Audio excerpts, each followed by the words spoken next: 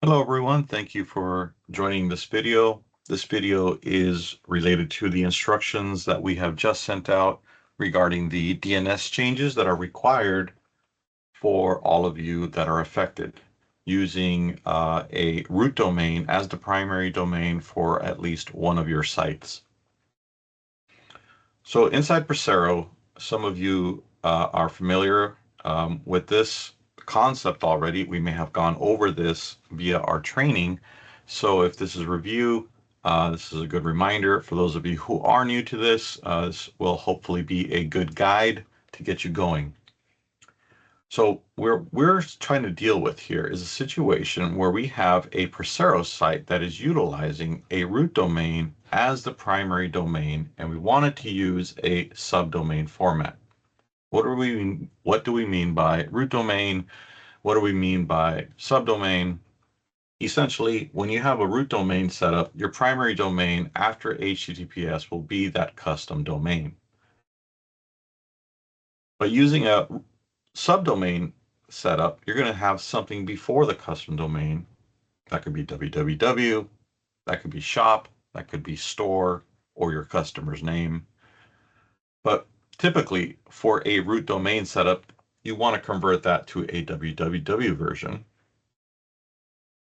So what we're going to be doing is we're going to be taking some steps at the registrar level and some steps inside Pressero. And we're going to be going back and forth a little bit. What is a registrar? Well, the registrar is where you registered this domain. Some of you may have registered it at GoDaddy or Midphase or SiteGround or Bluehost. There's a lot of providers out there, but you need to go to the area where you manage that domain. In our case, we're going to start our overview with Midphase.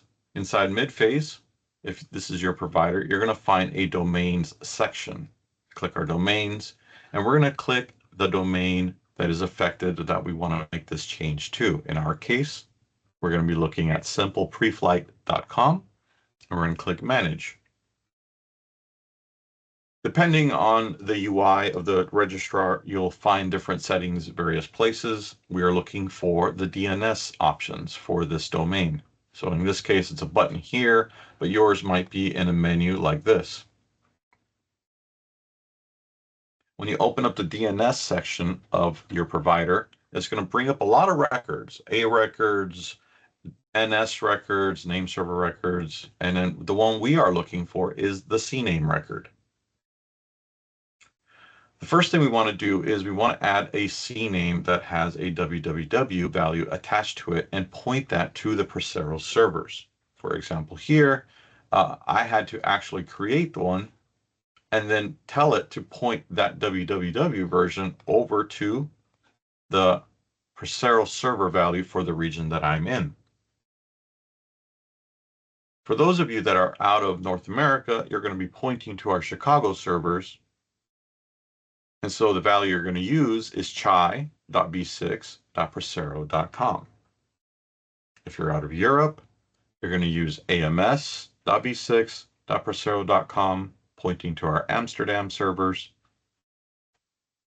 And if you're out of the Asia Pacific region, you're going to be pointing to our Singapore servers. So the value you'll use is sg.v6.pressero.com. You can set whatever time to live value you like. I set mine for 5 just to have it change quickly, and then I'm going to click Save. But essentially, it looks something like that to edit it. Now, inside GoDaddy, you're going to need to find a section for your domains. And when you have your domain set up, you're going to need to look for that DNS section. So here we have DNS. Now, when you add this, there's a lot of records already in here. So double check. GoDaddy is one of those providers that automatically creates a www record for you. You just need to edit it so that it points to the correct location. So here's the www version of the CNAME. We want to edit this, and we want to point it to the Pressero servers where we belong, which is chai.v6.pressero.com. And you can set your time to live to whatever you like. I'm going to just choose half hour here. Now, GoDaddy will give you extra verification requirements. So as soon as I click save, they'll probably send a code to my email and I'll have to verify it there before this change will take place. Again, every registrar is a little bit different. If you go to SiteGround, SiteGround has a dedicated area for adding a subdomain first. You can do that. You can create a www.printisbig.com and then it'll add it down here. But the section we're looking for is the DNS zone editor. And then what we want to do is we want to click on the CNAME records. So first, let's look to see if that exists already. It doesn't look like it. It just has these as the default. So in this case, we have to create one. So we'll come to CNAME.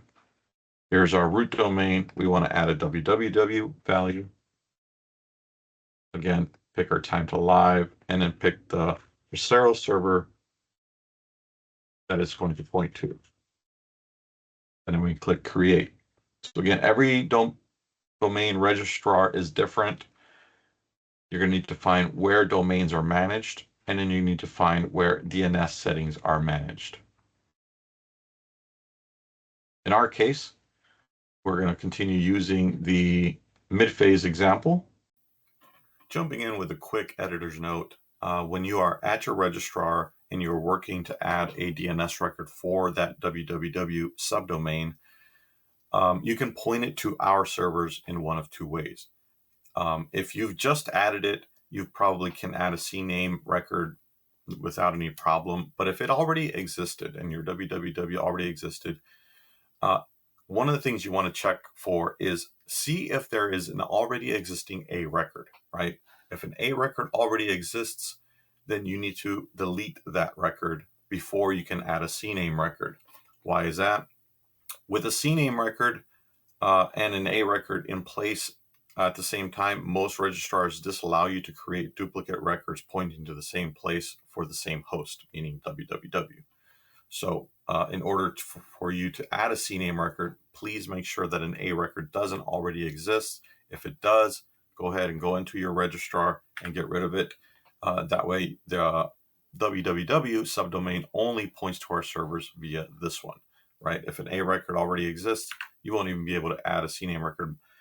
If it does allow you to create one and an A record exists, it's rare, but it can be allowed sometimes. The CNAME record will override the A record, but it's still better and best practice to get rid of that A record so only the CNAME record exists. This is something that we recommend so that you avoid any issues in the future. Back to the rest of the video. Use the CNAME value, and what this does is when you point to this value, it doesn't matter what the IP address is behind this particular domain. In other words, we managed whatever that IP value is, and it future-proofs you from having to make these changes again in the future. Using an A record instead of a CNAME means every time we make a change to our servers, for whatever reason, that could be for disaster recovery purposes, or we have to do a migration or some other reason, that every time we make a change, it means that you have to come in and edit your A record IP value. So by doing this, you basically lock it down to this, and whatever we change it to, it doesn't matter because you're always pointing to this, and we are responsible at Aleyant for resolving to the correct IP address. So we've made all the changes at the registrar so far. We have one more step to go at the registrar, but first we have to head back into Pressero. Inside Pressero, I'm going to remove this so we can kind of recreate your setup. You want to go to the sites area inside Pressero admin and click settings, and then click the domains tab, which will bring you to this page. The first thing we want to do is we want to add the subdomain that we just created.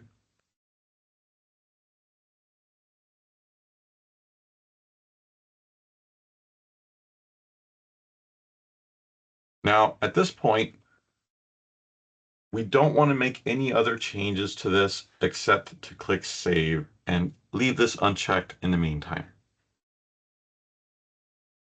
Why? Because when you add a domain to this list, the first thing Pressero is going to do is it's going to add a security certificate to that subdomain, and it doesn't add it immediately. So sometimes it takes a few minutes, sometimes a few hours. Most of the time it takes about a day or two while the DNS changes we made at the registrar populate throughout the web. And if you set it to redirect and you set it to this being your primary domain too early, your customers are going to end up seeing a security error. So to avoid that, keep your root domain as the primary domain and then just click save. That's it for now. How do we check when the security certificate has been deployed? Well, with this setup, open up probably a private window or incognito window, depending on what browser you're using, and just type in www.yourcustomdomain.com. Because you don't have redirect turned on, it should tell you whether that security certificate has been deployed or not. If you see a security error, it has not. If you see that the site loads normally, that means it has. Once that's done, we are going to our last step, right? So this could be a day later. Now the last step is done at the registrar level. So we're going to go back to our registrar. In this case, it's at mid-phase.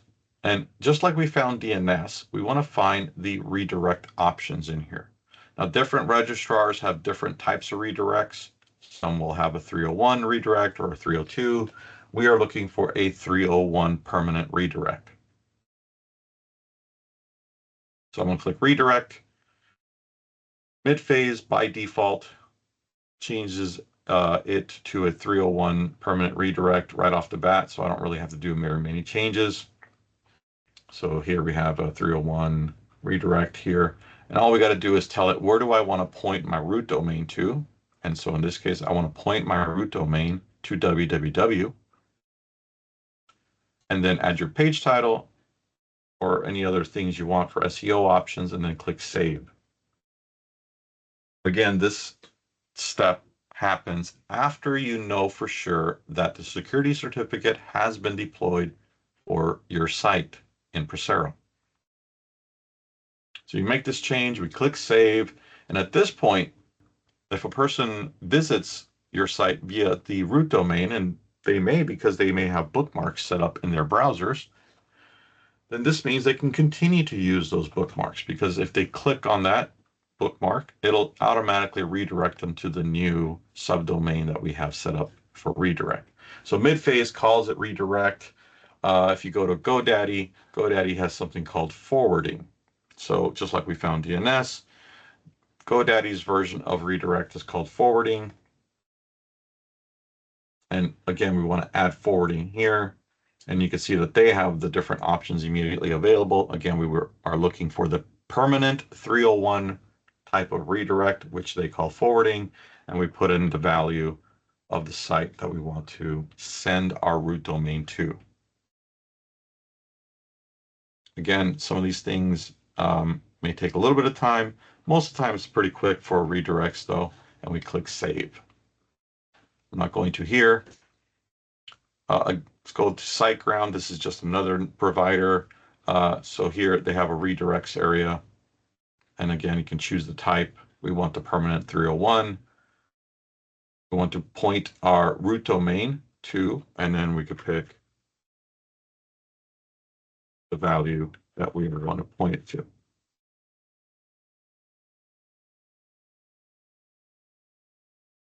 All right, then we can click create. So for now, again, going back to the SiteGround setup, we've done it here. And once we've taken this step, the last step is basically in Pressero.